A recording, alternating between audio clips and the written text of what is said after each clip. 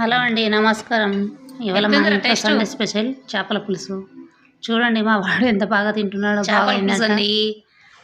చేపల పులుసు చేసుకోవడం ఈజీ అండి. చాలా చేపలు నీట్గా కడుక్కొని బాండి పెట్టుకొని ఆయిల్ వేసుకొని తాలింపు గింజలు, మెంతులు, లవంగాలు, యాలకులు, బిర్యానీ ఆకు, ఉల్లిపాయలు వేసి బాగా కలపాలి.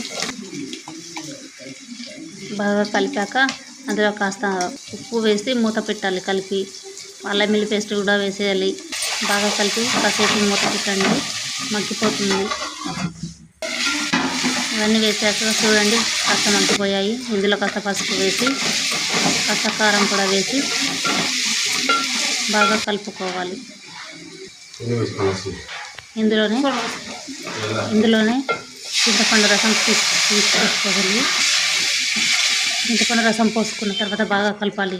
మనకు కావాల్సినంత పులుసు తీసి పోసుకొని ఇంకోసారి మూత వేసుకొని ఉడికించుకోవాలండి.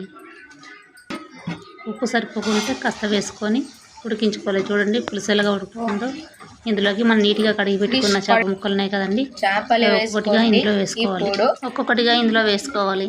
మొత్తం ఫైనల్గా ఇందులో వేసేసాక మొత్తం కలబెట్టి ఒకసారి గరం మసాలా వేసుకొని అన్ని మసాలాలు కలిపినవి, ధనియాల పొడి, అన్ని జీలకర్ర పొడి కలిపినవి మసాలా వేసేసి మూత వేసేసుకోవాలి. కలుపుకొని నేను అన్నీ కలిపి పెట్టుకుంటానండి మసాలాలు, అందుకే ఎప్పటికప్పుడు వేసేసుకుంటాను. ఒకసారి మూత తీసి చూస్తే చూడండి ఎంత బాగా ఉడుకుతుందో చూడండి. ముక్క విరగకుండా ఎంత కలర్ఫుల్గా ఉందో చూడండి. బాగా ఉడికిందని మనకు తెలిసిపోతుంది ఈజీగా. చేపలు తొందరగా ఉడుకుతాయండి. ఫైనల్గా అయిపోయింది.